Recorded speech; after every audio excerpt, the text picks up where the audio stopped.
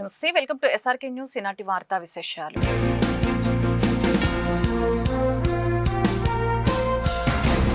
కూటమి ప్రభుత్వం అధికారంలోకి వచ్చిన తర్వాత వైసీపీ నాయకులు వారి కుటుంబాలపై దాడులు అధికమయ్యాయని మాజీ మంత్రి అంబటి రాంబాబు ధ్వజమెత్తారు. సిద్ధార్థనగర్లోని క్యాంపు కార్యాలయంలో బుధవారం అంబటి మాట్లాడారు. మాజీ ఎమ్మెల్యే ముస్తఫా కుమారుడిపై అక్రమంగా కేసులు పెట్టారని, ఆర్థిక లావాదేవీలను తేల్చుకునేందుకు లారీని అడ్డుకుని పెదకాకాని స్టేషన్ కి తీసుకుని వస్తే కేసు కట్టలేదని అన్నారు. పార్టీ నగర అధ్యక్షురాలిగా నూరి ఫాతిమా అందిస్తున్న సేవలను ఓర్చుకోలేక కేసులు పెడుతున్నారని అన్నారు. ఎన్ని కేసులు పెట్టినా భయపడే ప్రసక్తే లేదని స్పష్టం చేశారు. ముస్తఫా కుటుంబానికి తమ పార్టీ అండగా ఉంటుందని చెప్పారు. నూజివీడు పోలీస్ స్టేషన్లో మాజీ శాసనసభ్యులు షేక్ ముస్తఫా గారి మీద, వారి కుటుంబ సభ్యుల మీద, వారితో పాటు వ్యాపారం చేస్తున్నటువంటి వారి మీద అక్రమంగా అన్యాయంగా ఒక కేసు రిజిస్టర్ చేశారు. దానితో పాటు కొంతమందిని అరెస్ట్ చేసి కోర్టులో ప్రొడ్యూస్ చేశారు నూజివీడు న్యాయస్థానంలో. దీని మీద పెద్ద ఎత్తున ఎల్లో మీడియా, ముఖ్యంగా ఈనాడు, ఆంధ్రజ్యోతి, ఈనాడు అయితే ఫ్రంట్ పేజీలో రాసేసింది, ఆంధ్రజ్యోతి లోపల పేజీలో రాసింది. ఇప్పుడు ముస్తఫా ఆయన కుటుంబ సభ్యులు కిడ్నాప్ చేశారని దాని మీద చాలా కేసులు కూడా పెట్టారు. ఎక్స్టార్షన్ పెట్టినట్టుగా తెలుస్తుంది. ఇంకా పూర్తిగా ఎఫ్ఐఆర్ వివరాలు తెలియదు, ఎందుకంటే పోలీసులు చాలా జాగ్రత్తగా ఎఫ్ఐఆర్ ఇంతవరకు అప్లోడ్ చేయలే. నిందితులు కూడా ఎఫ్ఐఆర్ ఇవ్వాల, అడ్వకేట్స్ వెళ్ళారు, వాళ్ళకు కూడా ఇవ్వకోకుండా తప్పించుకునేటటువంటి ప్రయత్నం చేస్తున్నారు. దీనిలో అసలు జరిగింది ఏంటి, ఎందుకు ఈ కేసు పెట్టారు అనేది వివరణ ఇవ్వవలసినటువంటి బాధ్యత వైఎస్ఆర్ కాంగ్రెస్ పార్టీకి ఉన్నది. ఎందుకంటే మీ అందరికీ తెలుసు, ముస్తఫా గారు 2 సార్లు గుంటూరు 1 నుంచి శాసనసభ్యుడిగా ఎన్నికయ్యారు.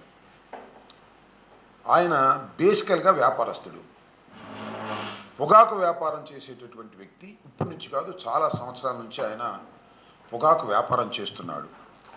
వ్యాపారంలో ఉన్నటువంటి ఈ విషయాన్ని క్రిమినల్ కేసు వరకు నడిపించేటటువంటి ప్రయత్నం తెలుగుదేశం వారు చేస్తున్నారు. ఇది చాలా దురదృష్టకరమైనటువంటి పరిణామం. అసలు సంగతి ఏమిటంటే, ఇది కిడ్నాప్ అన్నారు, వెంటనే డబ్బులు ఇవ్వకపోతే నీ కొడుకు నీకు దక్కడని బెదిరించాడంట. పొగాకు వ్యాపారికి వైకాపా మాజీ ఎమ్మెల్యే ముస్తఫా బెదిరింపు, ఆయన తనయుడిపై కిడ్నాప్ కేసు, అనుచరులు లొంగుబాటు, పరారీలు అసలు నిందితులు. ఈనాడు ఫ్రంట్ పేజీలో నూజివీడు కిడ్నాప్ నిందితుల అరెస్ట్, ఇది కూడా ముస్తఫాకు సంబంధించినటువంటి కేసు మీదే ఆంధ్రజ్యోతిలో వేశారు.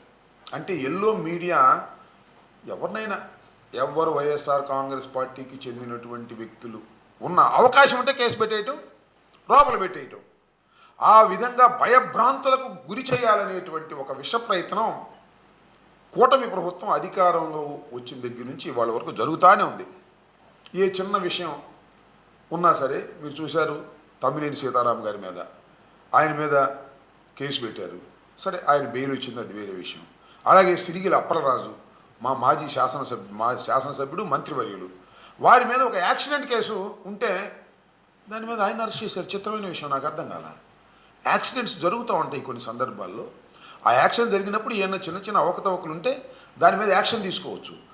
తండ్రినే యాక్సిడెంట్ చేస్తే, కొడుకు యాక్సిడెంట్ చేస్తే తన మీద యాక్షన్ కన్నా కూడా తండ్రిని కూడా యాక్షన్ తీసుకునేటువంటి ఒక కక్షపూరితమైనటువంటి వాతావరణాన్ని వాళ్ళ రాష్ట్రంలో చంద్రబాబు నాయుడు గారి నాయకత్వంలో అమలు చేస్తున్నారు. ఇది చాలా దురదృష్టకరమైనటువంటి పరిణామం.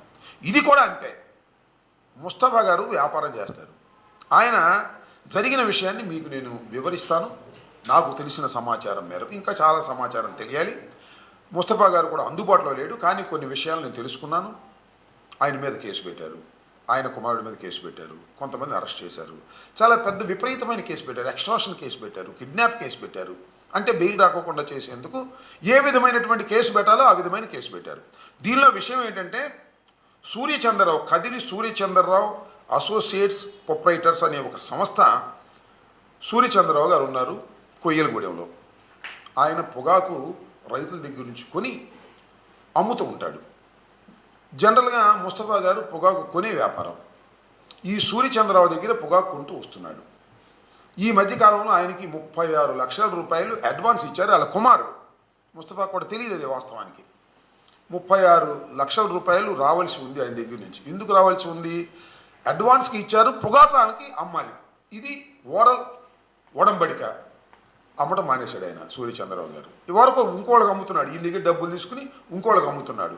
ఈ విషయాన్ని తెలుసుకున్నటువంటి ముస్తఫా గారి కుమారుడు వెళ్ళి వాళ్ళు ఎవరికో అమ్ముతుంటే ఆ లారీల్ని అటకాయించి అవి తీసుకొచ్చి కాకాని పోలీస్ స్టేషన్కి అప్పచెప్పాడు.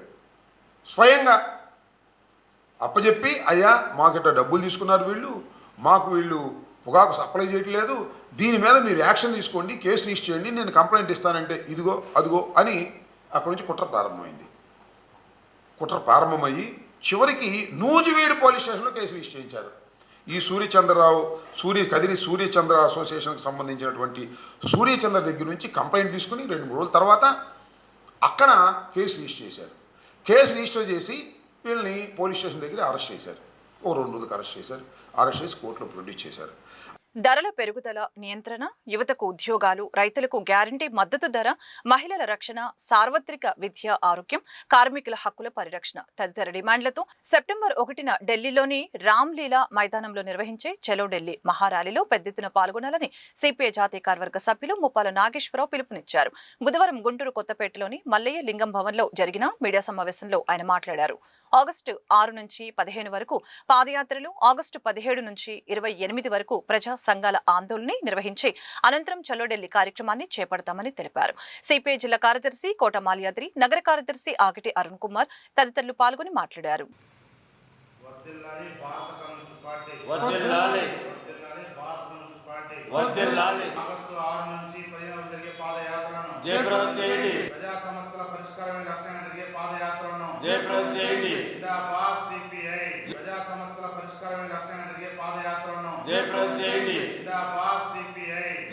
భారత కమ్యూనిస్ట్ పార్టీ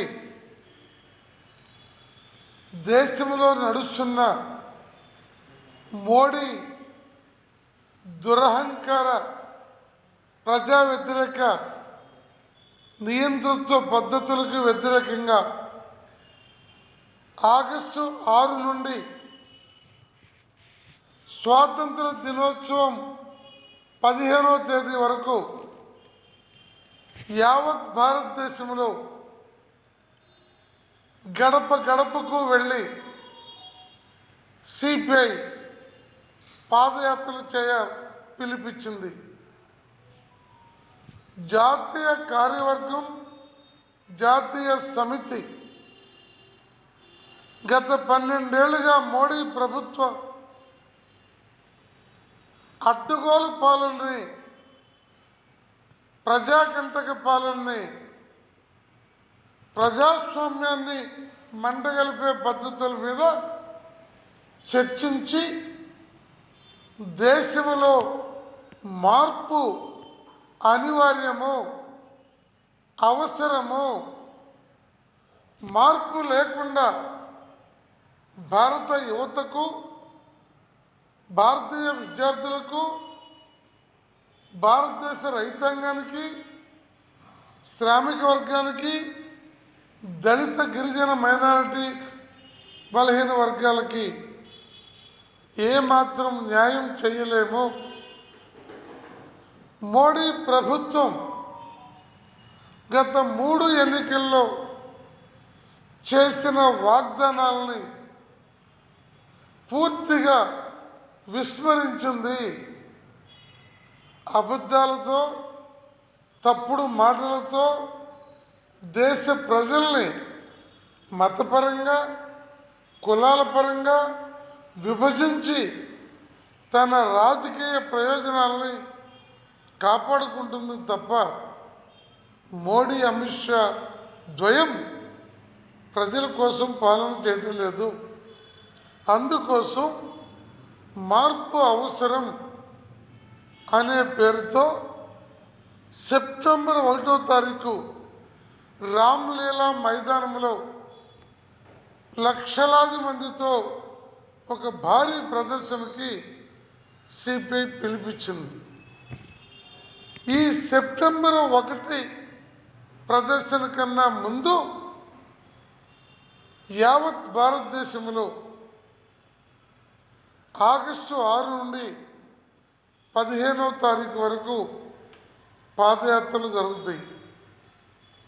మన రాష్ట్రంలో, మన జిల్లాలో, మన నగరంతో పాటు మారుమూల గ్రామాలతో సైతం సిపిఐ కీలక నినాదాలని ప్రజల దగ్గరికి తీసుకెళ్తుంది. మరి ఈరోజున్న పరిస్థితులు అవసరమని, దాంట్లో భాగంగా ఆగస్టు 6 నుంచి 15వ తారీఖు వరకు కూడా రాష్ట్ర వ్యాప్తంగా కూడా పాదయాత్రలు నిర్వహించాలని, ఆ పాదయాత్రలో భాగంగా జిల్లాలో అన్ని నియోజకవర్గాల్లో కూడా పాదయాత్రలు నిర్వహించాలని సిపిఐ అట్లాగే సభ్యులు, సానుభూతి పరులతో పాటు ప్రజా సంఘ అట్లాగే ఏదైతే ఈ రోజున మార్పు కోరుకున్న అందరూ కూడా పాల్గొని విజయవంతం చేయాలని కోరుతా ఉన్నాం. అనంతరం మరి ఆగస్టు 17 నుంచి 28వ తారీఖు వరకు కూడా ప్రజా సంఘాలకు సంబంధించి, విద్యార్థులకు సంబంధించి, యువకులకు సంబంధించి, మహిళలకు సంబంధించి, అట్లాగే రైతు కూలీలకు సంబంధించి, మరి కార్మికులకు సంబంధించి అందరూ కూడా రోజొక మరి డేట్ ప్రకారం అన్ని సంఘాలు కూడా, ప్రజా సంఘాలు కూడా కార్యక్రమాలు తీసుకొని ముందుకెళ్ళబోతూ ఉన్నాయి. ఈ ఆందోళన కార్యక్రమంలో మరి జిల్లా వ్యాప్తంగా కూడా అందరూ పాల్గొని విజయవంతం చేయాలని కోరుతా ఉన్నాం. అదే రకంగా ఈ 12 సంవత్సరాలు మోడీ గారు అధికారంలోకి వచ్చిన తర్వాత ఏదైతే హామీలు ఇచ్చాడో, మరి అధికారం రావడం కోసం మరి సంవత్సరానికి 2 కోట్లు ఉద్యోగాలు ఇస్తూ ఉన్నారు. ప్రతి ఇంటికి మరి 15 లక్షల రూపాయలు నెలధనం తెచ్చి అకౌంట్లో వేస్తూ ఉన్నారు. అట్లాగే విద్యా, వైద్యం అన్నీ కూడా మరి అందుబాటులో తెస్తామని చెప్పిన మోడీ గారు ఇవాళ కార్పొరేట్లకి కొమ్ము కాస్తూ ఉన్నారు.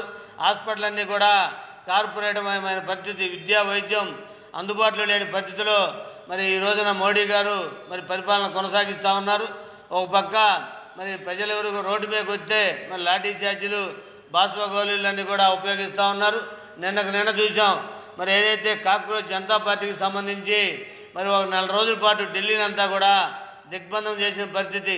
వాళ్ళు అడిగింది కేవలం ఏదైతే మరి విద్యామంత్రిగా ఉండి మరి 52 నుంచి సుమారు 152 మరి పరీక్షలకు సంబంధించి ఏదైతే లీక్ అవుతూ ఉన్నాయి, ఆయన అడ్మినిస్ట్రేషన్ సరిగా లేదని ఆయన రాజీనామా చేయమని అడిగారు. దాన్ని మరి కేంద్ర ప్రభుత్వం ఏమాత్రం కూడా మరి దాన్ని బేతరు చేయని పరిస్థితుల్లో విద్యార్థులంతా కూడా రోడ్డు మీద రావటం, వారందరికీ ప్రజాస్వామ్యవాదులంతా కూడా మద్దతు చెప్పి మరి ఢిల్లీని దిగ్బంధన పరిస్థితుల్లో, తప్పనిసరి పరిస్థితుల్లో విద్యార్థులకి, ప్రజాస్వామ్యవాదులకి తల వంచి మరి ఏదైతే రాజీనామా చేశారు తప్ప మరి వాళ్ళకు సంబంధించి కేసుల్ని ఒక పక్క ఎత్తేస్తామని చెబుతూ ఉన్నారు. కేసులు కూడా ఇంకా పూర్తి స్థాయిలో ఎత్తేయకుండా మరి ఉండటం, అట్లాగే నష్టపరిహారానికి సంబంధించి కూడా వెంటనే చెల్లించాలని, వీటన్నిటితో పాటు మరి 14 నెలల పాటు రైతులు చేసిన ఉద్యమానికి మరి ఆ రోజున తల వచ్చి మరి 3 చట్టాలు రద్దు చేస్తామని చెప్పారు. కనీసం మద్దతు ధర ఏదైతే ఉందో మినిమం సపోర్ట్ ప్రైస్ సంబంధించి ఇప్పటికి కూడా తేల్చిన పరిస్థితిలో మరి ఈ సిపిఐగా ఈ ఉన్న పరిస్థితి మార్పు చేయాలని, ఈ మార్పు కోసం మార్పు అవసరం అని చెప్పి భారత కమ్యూనిస్ట్ పార్టీగా సెప్టెంబర్ 1వ తారీఖున చలో ఢిల్లీ కార్యక్రమాన్ని కూడా నిర్వహిస్తూ ఉన్నాం. దాంట్లో కూడా మరి పార్టీ సభ్యులు, సానుభూతి పరులు మరి పెద్ద ఎత్తున పాల్గొనబోతూ ఉన్నారు. ఈ జిల్లా నుంచి కూడా పెద్ద ఎత్తున పాల్గొని ఆ కార్యక్రమాన్ని విజయవంతం చేసే ముందు జరిగే పాదయాత్రలని, ఆందోళన కార్యక్రమాల్లో కార్మికులు, కర్షకులు అందరూ కూడా పాల్గొని విజయవంతం చేయాలని మీ ద్వారా కోరుతా ఉన్నాం. ఈరోజు ఈ భారతదేశంలో ఉన్నటువంటి ప్రజలందరూ ఎదుర్కొన్నటువంటి అనేక సమస్యల్లో ప్రధానమైనది E20 పెట్రోల్. దేశ ప్రజలు మొత్తం కూడా ఈరోజు కేంద్ర ప్రభుత్వం తీసుకొచ్చినటువంటి నూతన విధానం వల్ల ఆ వాహనాలు మొత్తం కూడా రిపేర్లు వస్తూ మైలేజ్ రాకుండా ప్రజలందరూ కూడా చాలా ఇబ్బంది పడుతూ ఉన్నారు. ఓ పక్కన క్రూడ్ ఆయిల్ ధరలు తగ్గుతూ ఉన్నాయి, పెట్రోల్ రేట్లు తగ్గాల్సింది పోయి అవి ఇంకా పెరుగుతూ పోతూ ఉన్నాయి మన భారతదేశంలోనే.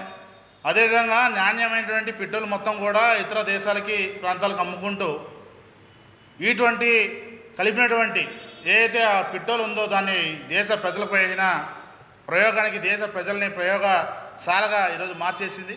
దానికి వ్యతిరేకంగా కూడా ఉద్యమం రాబోతుందని చెప్పేసి సిపిఐగా ఆ యొక్క జరిగేటువంటి పోరాటాలు కూడా సిపిఐగా మద్దతు తెలియజేస్తామని చెప్పేసి, పోరాటాల భాగస్వామ్యతని చెప్పేసి తెలియజేస్తూ, అదేవిధంగా జరిగేటువంటి పాదయాత్రలు ఏవైతే ఉన్నాయో ఈ గుంటూరు నగరంలో ఉన్నటువంటి అన్ని డివిజన్లలో ఆ పాదయాత్రలు నిర్వహిస్తూ స్థానిక ప్రజలు ఎదుర్కొంటున్న సమస్యల్ని మొత్తం కూడా అధికారుల దృష్టికి పాలకవర్గాల దృష్టికి తీసుకొని పోయే ప్రయత్నం చేస్తామని చెప్పేసి తెలియజేస్తా ఉన్నాం.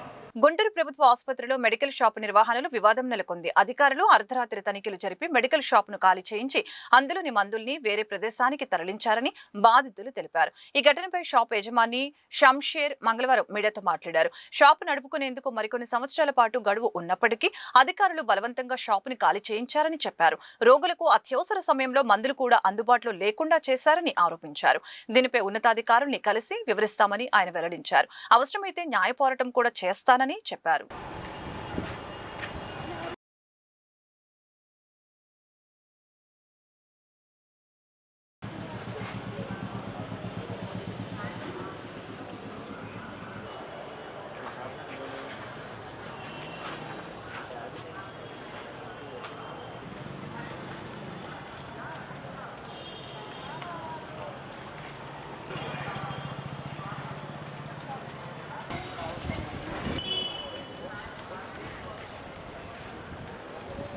గుంటూరు గవర్నమెంట్ జనరల్ హాస్పిటల్లో ఉన్న ఈ జనరిక్ మెడికల్ షాపులు 2011 నుంచి ఈ షాపుల్లో నేను పనిచేస్తున్నాను అండి. నాతో పాటు ఈ సిబ్బంది కూడా పనిచేస్తూ ఉన్నారు.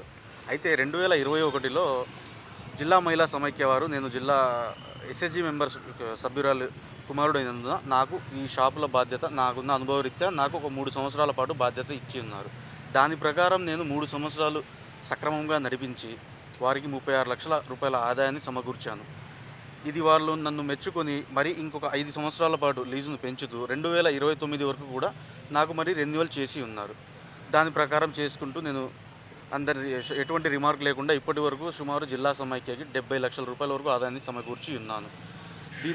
ఈ మధ్యకాలంలో ఒక సంవత్సరంన్నర కాలం నుంచి ఈ షాపులని బయటి వాళ్ళు తీసుకోవాలన్న ఉద్దేశంతో జిల్లా సమైక్య సభ్యులని మభ్యపెట్టి లేదా సభ్యులను మార్చేసేసి వారి మాట వినట్లేదని చెప్పేసి కేవలం ఇదే ఇష్యూ జిల్లా డిఆర్డిఏ పీడీ 2 పీడీలు మారిపోయారు. ఒక ఏపీఎం గారు మారిపోయారు. మారిపోవడం కాదండి, మార్చేశారు. తర్వాత ఒక అకౌంటెంట్ గారిని మార్చేశారు. ఇదే విషయమే ఇప్పుడు ఇలాంటి పరిస్థితుల్లో షాపుల దగ్గరికి వచ్చి నన్ను భౌతికంగా మానసికంగా ఇబ్బందులు పెడుతూ ఉంటే నాకు ఇంకా ఎటువంటి అవకాశం కనిపించక నేను హైకోర్టును ఆశ్రయించే పరిస్థితి కల్పించారు. నేను హైకోర్టుని ఆశ్రయించగా హైకోర్టు వారు నాకు 1 సంవత్సరం పాటు వాయిదాలతో నడిచింది. అది రీసెంట్గా 26/6/2026 జడ్జిమెంట్ ఇచ్చి ఉన్నారు. ఆ జడ్జిమెంట్లో కూడా ఆన్ పేపర్ కానివ్వండి, మిమ్మల్ని ఖాళీ చేయమని చెప్పేసి కానివ్వండి, ఎటువంటి ఇది లేదు, ప్రూఫ్ లేదు.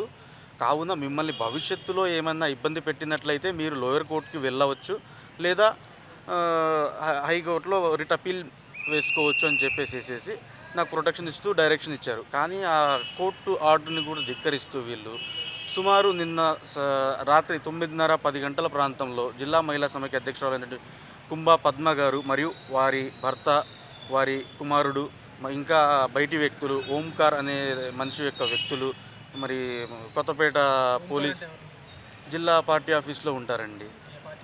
తెలుగుదేశం పార్టీ ఆఫీస్లో ఉంటారు. మరియు కొత్తపేట పోలీస్ వారు, ఎంఆర్ఓ, ఈ గుంటూరు ఈస్ట్ ఎంఆర్ఓ వారు వీళ్ళందరూ వచ్చి ఇలా షాపులు ఖాళీ చేయాలని చెప్పేసి నైట్ డ్యూటీలో ఉన్న సిబ్బందితో చెప్పడం జరిగింది. సిబ్బంది అప్పుడు ఆ టైంలో నాకు కాల్ చేసి చెప్పగా నేను వీరికి ఎంఆర్ఓ గారికి, సిఐ గారికి కాల్ చేస్తే వాళ్ళు కాల్ అటెంప్ట్ చేయలేదండి. నేను ఇంకా మా సిబ్బంది ద్వారానే ఫోన్లో మాట్లాడితే మాకు పైనుంచి ప్రొటెక్ట్ చేయమని చెప్పేసి వాళ్ళకి ఖాళీ చేయమని చెప్పేసి అన్నారు. సార్ ఏదైనా ఆర్డర్ ఉంటే చేయండి, ఇది 24 అవర్స్ నడిపించే షాపు, ఏదన్నా ప్రొసీజర్ ప్రకారం ఆర్డర్ ఉంటే నేను సహకరిస్తాను, ఇది అర్ధరాత్రి అపరాత్రి వచ్చి చేసేది కాదు, మెడిసిన్ లేక చాలా ఇబ్బంది పడి ఇది చేస్తారు అన్నా కూడా వినకుండా ఎంఆర్ఓ గారు, సిఐ గారు బయట ఉండి వీరు బయట వ్యక్తులు వీళ్ళందరూ లోపల ఉండి ఈ స్టాకు మొత్తాన్ని, మెడిసిన్ మొత్తాన్ని బస్తాలకెత్తి మొత్తాన్ని వారి ఇష్టం వచ్చినట్టుగా నైట్కి నైట్ అక్కడ క్యాజువాలిటీ ఎదురుగా ఉన్న షాప్లో ఉన్న మెడిసిన్ తీసుకొచ్చి ఈ షాప్లో పడేసేసి ఇప్పుడు ఈ షాప్లో ఉన్న స్టాక్ మొత్తాన్ని తీసుకొచ్చి బలవంతంగా ఈ ఒక టాటా ఐసీ తెప్పించి దాంట్లో తీసుకుని వెళ్ళిపోయారు. సుమారుగా 40 లక్షల పైన ఉన్న మెడిసిన్ ఉండాలండి నాకు ఆ షాప్లో. నా ప్రమేయం లేకుండా, నా ఇది లేకుండా నా మెడిసిన్ని బలవంతంగా తీసుకెళ్ళిపోయారు. అర్ధరాత్రి పేషెంట్లు మందులు లేక విలువల్లాడి ఏడుస్తూ కూడా ఉన్నారు. ఏదైనా ప్రాణ నష్టం జరిగితే ఏంటండి పరిస్థితి? ఎంఆర్ఓ గారిని, సిఐ గారిని అడిగితే మీరు బయటికి వెళ్ళి కొనుక్కుంటారని చెప్పేసి అంత ఇదిగా మాట్లాడే పరిస్థితికి వచ్చారండి. అది సార్ జరిగింది. నాకు 2029 వరకు ఉందండి. నా సైడ్ నుంచి ఎటువంటి ఇబ్బంది లేదు. నేను రన్ చేసుకుంటూ ఉన్నాను. నేను జిల్లా సమైక్యకి కట్టే అమౌంట్ కూడా కడుతూ ఉన్నాను. వీరు కేవలం ఇది పేద ప్రజలకు సేవ చేయమని చెప్పేసి ప్రభుత్వం పెడితే చంద్రబాబు నాయుడు గారు వీరు హై హ్యాండెడ్లీ ఎక్కువ రేట్లకు అమ్ముకొని దీనిలో ఏదో లబ్ధి పొందామన్న ఉద్దేశంతో కేవలం ఈ ఓంకార్ అనే వ్యక్తియే, నాకు ఈ ఎమ్మెల్యే గారు తెలుసు, నాకు మినిస్టర్ గారు తెలుసు, వాళ్ళే చేసుకోమన్నారు. అసలు ఆయన అయితే డిఆర్డీ ఆఫీస్లోనే కూర్చొని పీడీ గారి ముందే మొత్తం ఏదన్నా కానివ్వండి సార్, ఇక్కడ అసలు పీడీ గారి ఛాంబర్లోనే కూర్చొని మొత్తం ఈ ఎమ్మెల్యే గారికి ఒక షాపు, ఈ ఎమ్మెల్యే గారికి ఒక షాప్ అని చెప్పేసి నన్ను బెదిరించి ఇచ్చేసే పరిస్థితికి వచ్చాడు ఆయన. ఇంకా అట్లాంటి పరిస్థితుల్లో నేను కోర్టుకు వెళ్ళాల్సి వచ్చింది సార్. ఇప్పుడు స్టిల్ నా కోర్టు ఇచ్చిన ఆర్డర్ని బేస్ చేసుకుని కూడా కోర్టులో సివిల్ సూటు వేసిందని, లోయర్ కోర్టులో, హైకోర్టులో రిట్ అప్పీల్ కూడా మెయింటైన్ అవుతుంది. అయినా కానీ కోర్టు ఆర్డర్ని ధిక్కరిస్తూ రాజ్యాంగం నాకు ఇచ్చిన ఆర్టికల్ 21 జీవించే హక్కును కూడా ధిక్కరిస్తూ ఇలా అర్ధరాత్రి పేద ప్రజలకు మందులు అందకుండా చేయడం, ఎటువంటి ముందస్తు సమాచారం లేకుండా ఈ షాపులను ఖాళీ చేయడం చాలా దుర్మార్గమైన చర్య. మరీ ముఖ్యంగా పేద ప్రజల ఎమర్జెన్సీ అత్యవసర పరిస్థితిలో వస్తారు. మరి వారి పరిస్థితి ఏంటి? ఏదన్నా జరగకూడదు జరిగితే దయచేసి లోకేష్ గారు కానివ్వండి, నారా చంద్రబాబు నాయుడు గారు నాకు జరిగిన ఈ అన్యాయాన్ని గుర్తించి నాకు న్యాయం చేయవలసిందిగా కోరుతూ ఉన్నాను. ఈ వార్తలు ఇంతటితో సమాప్తం. మరొక బులెటిన్ మళ్ళీ కలుద్దాం. నమస్కారం.